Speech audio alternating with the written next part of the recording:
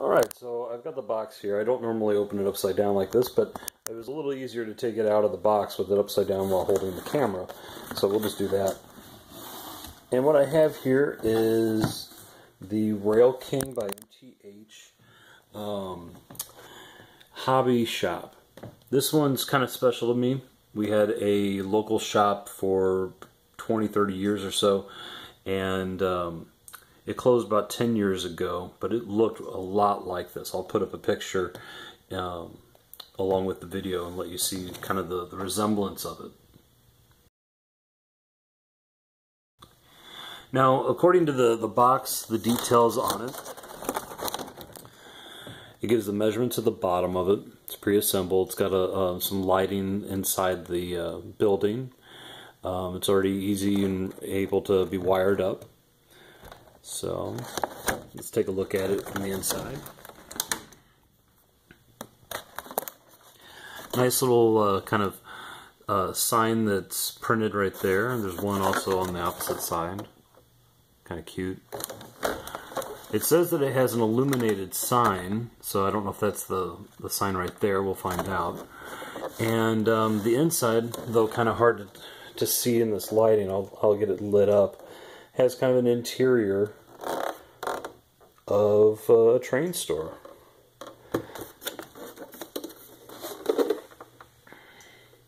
Roof, little back service entrance, some windows. So a lot of good little places for light to escape outside of it. The bottom of it, you've got access to get inside it to change a light bulb if needed. Light bulb right there. And little wire clips right there. Very simple. Alright, so I'm thinking we're going to head downstairs to my train room. Kind of put it on the layout. Show you some of the other stuff that I got too today. And show this thing all wired up. Before we get to the install of the hobby shop, I wanted to show you a few other little additions that I've done to the layout, some of the stuff I acquired today, and just kind of the placement of it. Okay, so here's the layout right now. I have an O gauge and S gauge layout here. There are 2 lines of American Flyer and 3 lines of O gauge. There's also a trolley, kind of a bumper trolley that runs kind of down the main strip over there. My new additions that I got today. Got the Plasticville Bank. Kind of fits nice in this little area here. Got to work out a way to get over to a little sidewalk or parking lot or something. The second one I got is the Plasticville Post Office. And both the bank and the post office were already pre-assembled. They were already glued together. And I got them pretty cheap. I think this was about $10. It already had the inserts in the windows, and it even had the little lights on the outside. I usually put Christmas lights underneath to help kind of light them up a little bit. And the third one I was able to get a hold of was the hospital, Plasticville's hospital. This one was not glued together, but it did also come with all of the little pieces inside, and looks pretty good on the layout. So I'm kind of thinking the new edition of the Hobby Station, or Hobby Shop, I keep calling it the Hobby Station because my local store was called the Hobby Station. I'm going to place it here. It's kind of in a corner area, even though it's not completely corner-like. I may put a road here and kind of connect it toward the back area, put a little one-lane road or something back there, just to kind of make it more corner-like. So first thing I'm going to have to do is drill a hole to be able to get the wiring back to it, to be able to wire it up. Alright, so I've marked where I need to make my hole right here. I'm going to take a drill and drill the hole all the way through.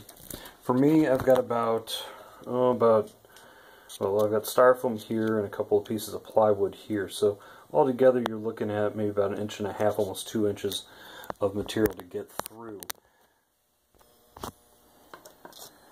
Today I'm using 16 gauge wire. This is probably more for like speaker wire, but at the hardware store it's pretty cheap. And you can get it by a spool, and I think I originally bought 50 foot or maybe 100 foot. So I'm down toward the last little bit. And you might ask, why am I feeding all this wire through this hole?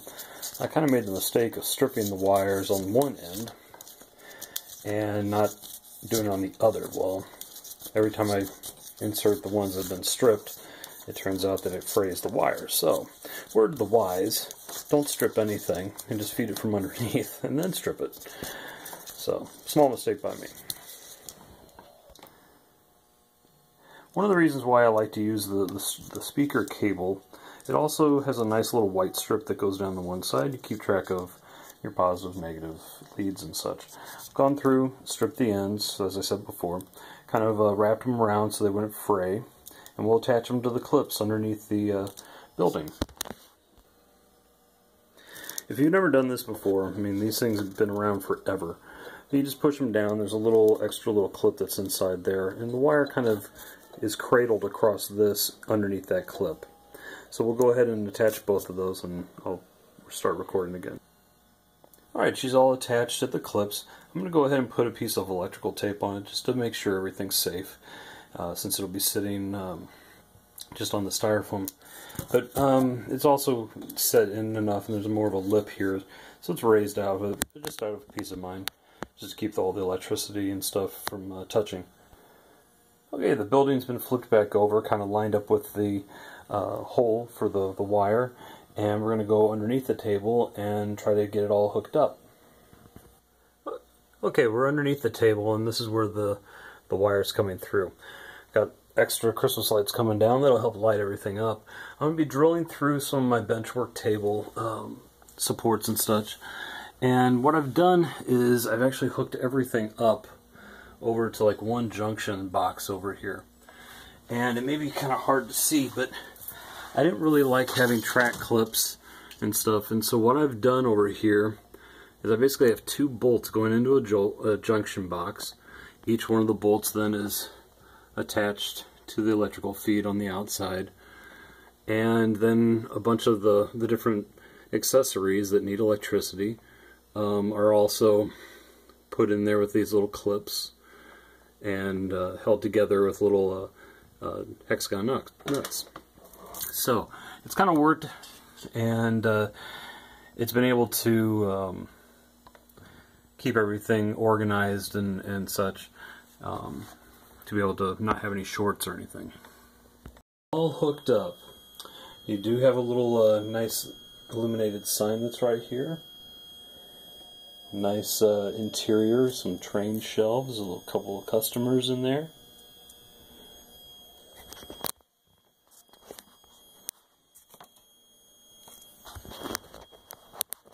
Again, some windows that are kind of frosted over, plastic in front of them.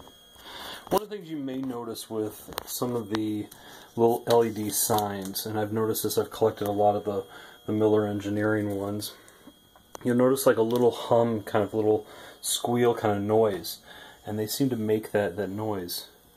I don't know if it just has something to do with the way that the sign deals with electricity or what, but this one also makes a different noise now, and it's more of a suspended kind of pitch noise or whatever, whereas my other ones kind of go through a rotation because they're going through a rotation of different illuminations.